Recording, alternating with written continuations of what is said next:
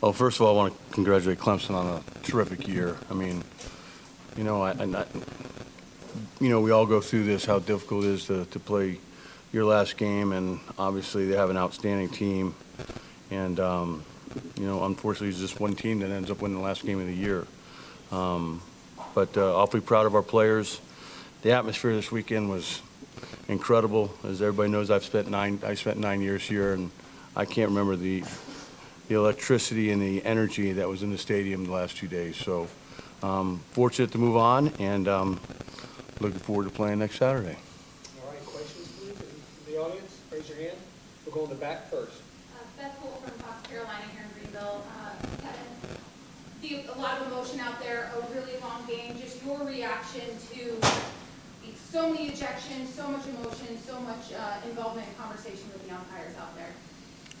Yeah, it was, obviously you get to this time of this year, there's a lot at stake for both teams. But, we were able to persevere through it, and I've said this numerous times. We had put ourselves in position to where we needed to get over the 500 mark to qualify for the tournament.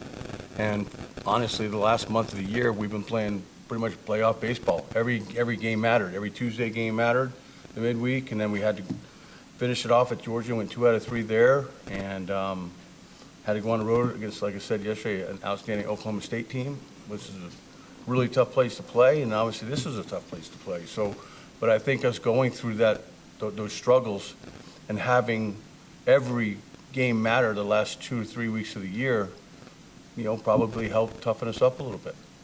All right, we're going to go to the third row for 2 questions. We'll begin with Phil. Phil from SportsTalk Media Network. Kevin, knowing your long-time relationship with Coach Leggett, to be in this game and to see him get ejected at his age, at his stage of his career, just what do you take away from seeing him get thrown out of the ball? I mean, I didn't know what happened.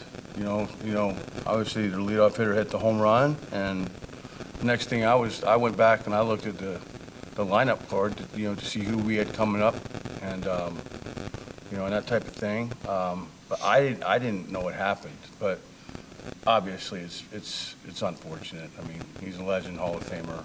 You hate to see that happen. All right, we're going to go to the next 3 questions. We're going to stay in the third row, then we're going to the back, and then we're going to come up front here for the next 3.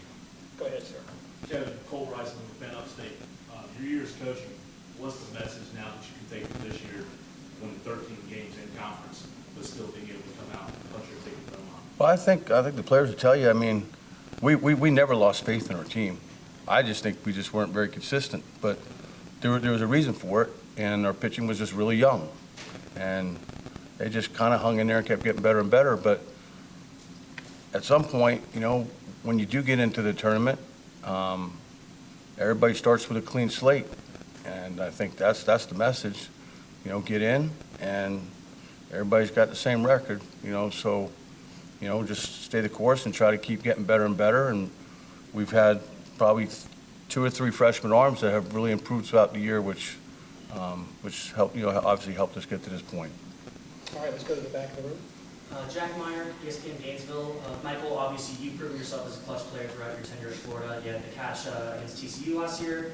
Now you got this hit, sends you to Omaha. So if you can you take us through your mind? What were you thinking as the ball left your bat? Just take us through that play from us. Yeah, I mean, I just, looking for something up in the zone, good pitch to hit. It was there. I was able to put a good swing on it, and I thought I got enough barrel for it to find a gap, and it did. But obviously none of that happens without the guys in front of me. So just super proud of this group of guys, and can't wait to keep rolling.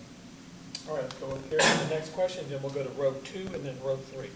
John Hardy, Clemson Sports Media. Michael, and then Cole Bill here from you. You guys embrace the underdog role heading into Omaha. I know you all have been there recently, but what's the mindset? I know it's hard to think about, but what's the mindset heading into Omaha?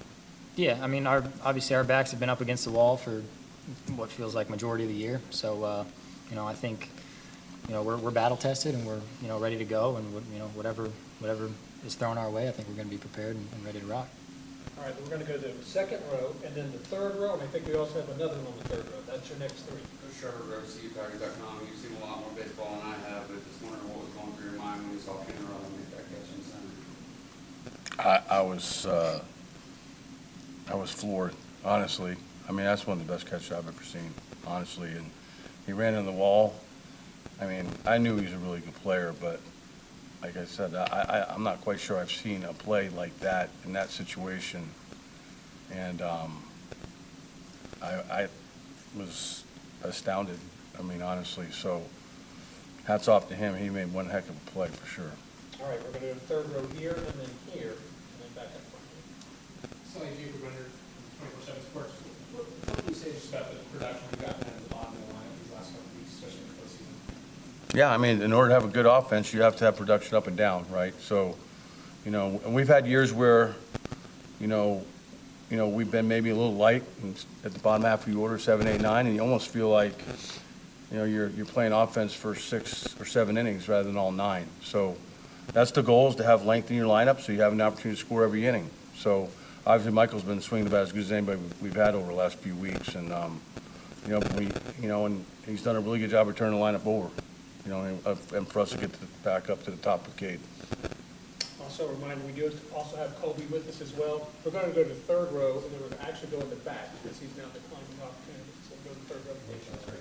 Colby. You came to Florida, you wanted to play shortstop, you proved you could do that, but also in the back of your mind, were you thinking an opportunity to go to Omaha, or does it feel like to punch that ticket in? Yeah, absolutely. That's one the main reason I came to Florida, for a chance to go to Omaha, and we're going to Omaha. So I couldn't be happier for this group of guys, and it's very exciting. Let's go to the back of the room.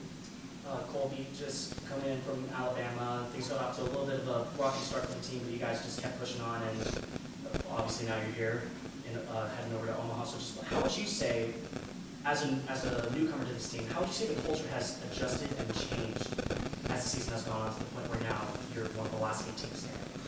Yeah, I think we have a great group of guys, and it's been like that the whole year. And we've had our ups and downs, but hats off to everyone on our team and our coaching staff. They stuck with us, and all we do is keep battling. And we've had our backs up against the wall the whole year. And I just think it shows how tough of a team we are and how resilient we are and what we've done this year. Let's go to row 3. Sully Newblack and Saturday Down South. Brandon Leary comes in, gives up the lead. What kind of, you've been around a long time, how much character does it take to respond the way he did with those shutdown innings? Yeah, between last weekend and what he was able to do yesterday and today, I know he was just disappointed in himself in the ninth, but Clemson earned it. I mean, they put a good swing on for the 3-run homer, but he's just starting to find his niche again, and in all fairness to him, he started the season as our closer, and then we struggled a little bit starting pitching wise, so then we moved him back to a starting role, and then once Liam Peterson started figuring some things out, it gave us the ability to go ahead and put him back at the back end of the bullpen. But he's, what you see is what you get. He's gonna fight you tooth and nail, and you're gonna have to pull the ball out of his hand. So we certainly wouldn't be here without him as well.